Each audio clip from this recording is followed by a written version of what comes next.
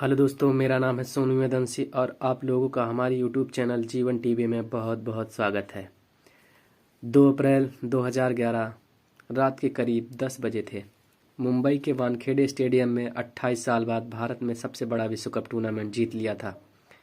ऐसे में क्रिकेट के भगवान सचिन तेंदुलकर का सबसे बड़ा सपना पूरा हो चुका था और गौतम गंभीर से लेकर युवराज सिंह जैसे बड़े बड़े खिलाड़ी एक दूसरे को बधाइयाँ दे रहे थे। ऐसे माहौल में सड़क पर भी अनगिनत लोग जश्न मना रहे थे, बधाइयाँ दे रहे थे एक दूसरे को। उसी भीड़ में एक 18 साल का लड़का भी शामिल था, जिसके लिए क्रिकेट का खेल देखने तक सीमित नहीं था। उसका भी सपना था कि वह क्रिकेटर बने और अपने देश के लिए खेले। उस लड़के को अपने देश के लिए खेलने का सपना साकार रूप ले रहा था। गरीबी के धुंध से निकलकर अपनी चमकती आंखों को ख्वाब को पूरा करने वाले उस प्लेयर का नाम है हार्दिक पांड्या,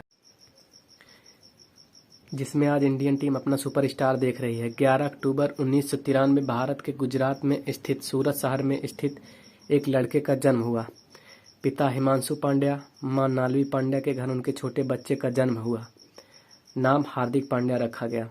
पिता सूरत में कार फाइनेंस का एक छोटा सा बिजनेस चलाते थे और मां हाउसवाइफ थी। बड़े भाई का नाम कुणाल पांड्या था।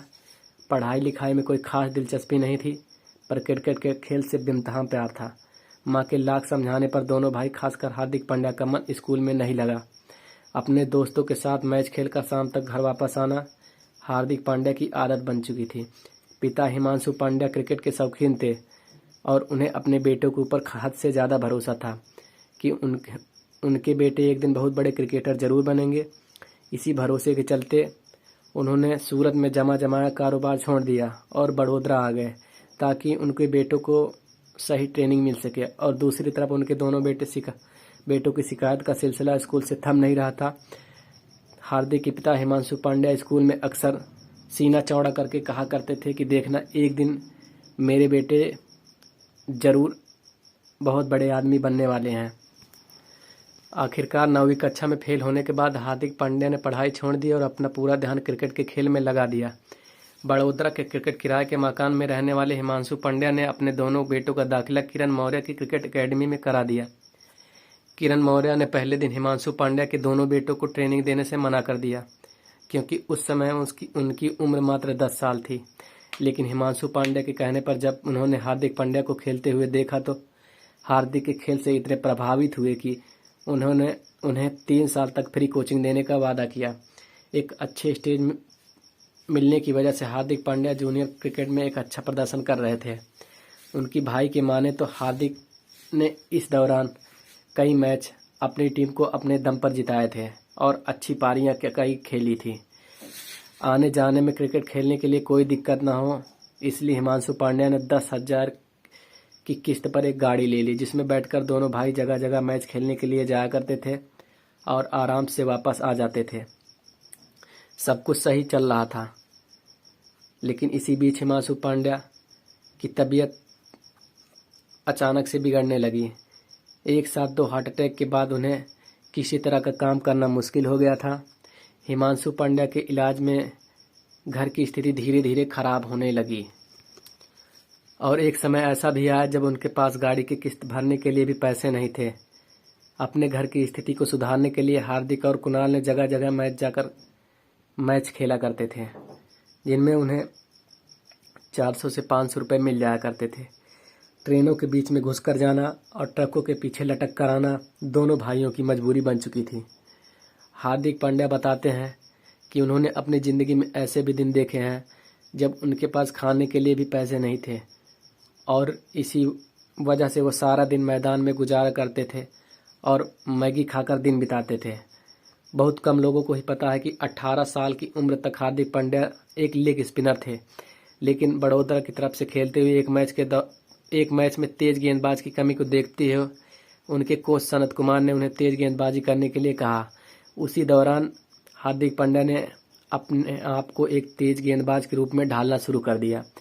आर्थिक तंगी के कारण हार्दिक पांड्या अपने चेहरे से मिलने वाले तानों से भी लड़ रहे थे, लेकिन देखें तो इस बात पर उन्हें कोई शिकवा नहीं था। उनके बारे में लोग क्या सोचते हैं वो इस पर कभी विचार नहीं किया करते थे। बस वो चाहते थे कि उनके परिवार के हालात सुधर जाएं और इसलिए वो कभी कभी अपने मन ही मन में भगवान से प्रश्न किया करते थे कि हमेशा उनके साथ ही ऐसा क्यों होता है। जब कोई जवाब नहीं मिलता था तो हार्दिक पांड्या अपने काम में लग जाया करते थे। साल 2014 में विजय ट्रॉफी के दौरान उनके पास खेलने के लिए बैट नहीं था। ऐसे में उनके टीममेट इरफान पठान ने उन्हें 2 बैट दिए थे, जिसे हार्दिक पांड्या आज भी अपने पास रखते हैं। इसी साल एक डोमेस्टिक क्रिकेट के दौरान हार्दिक पांड्या ने धवन, कुलकर्णी, जहीर खान जैसे बॉलरों को खूब धोया था और उन्होंने 57 गेंदों में 82 रन बनाए थे।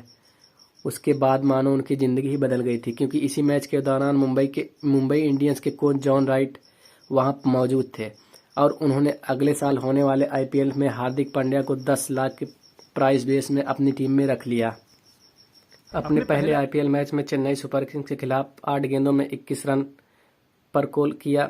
फिर कोलकाता के नाइट राइडर्स के खिलाफ 31 गेंदों में 62 रन की पारी हार्दिक पांड्या को एक स्टार बना दिया। मुंबई इंडियंस के दूसरी बार आईपीएल चैंपियन बनी। इसी दौरान सचिन तेंदुलकर से जब हार्दिक पांड्या की मुलाकात हुई तो सचिन तेंदुलकर ने कहा कि अगले साल से तुम इंडिया टीम के लिए खेलोगे। हार्दिक पांड्या के लिए ये 6 महीने एक सपने की तरह गुजरे थे।